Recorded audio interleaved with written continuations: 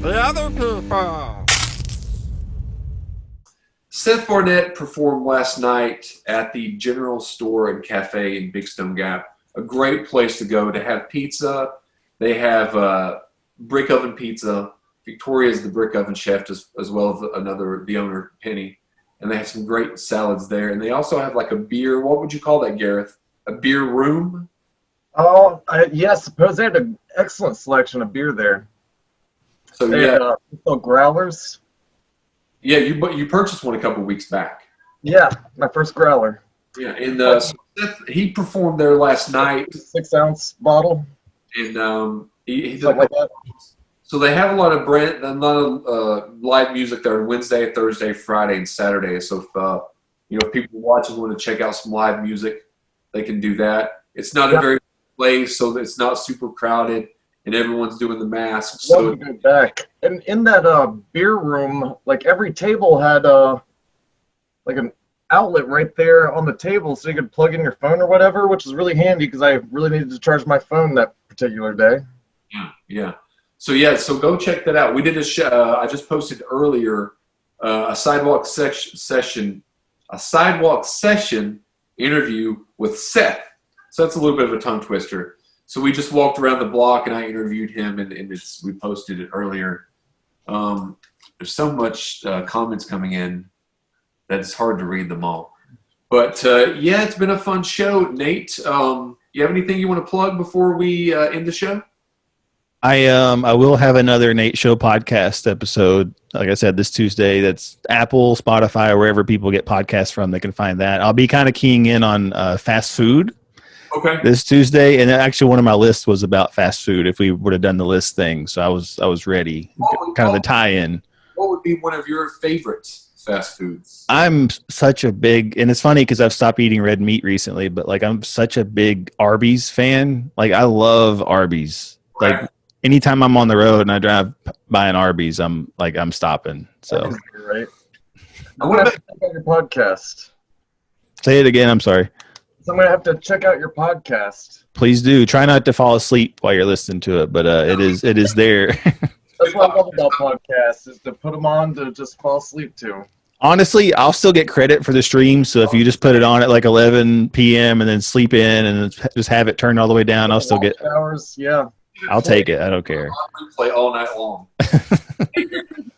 But yeah, so Gareth, you're not a big fast food eater, are you? No, I have a lot of stomach problems, so processed food can really upset my stomach. Plus, I don't like other people cooking my food. Yeah. What about you, Lexi? Are you a big one for fast food? Oh yeah. What's your fast food of choice? My guilty pleasure. Your hair looks beautiful today, Lexi. Thank you. It's much longer than I remember. I actually dyed it purple too. You can't tell because of the lighting. Okay, it looks like a reddish. Mm-hmm. It's just the way my lighting is right now. It's purple.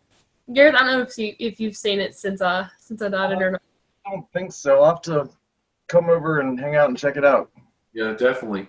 Yeah, I'm not I'll eat fast food, but I don't gravitate toward fast food. Now, what would Five Guys be? Is that considered fast food?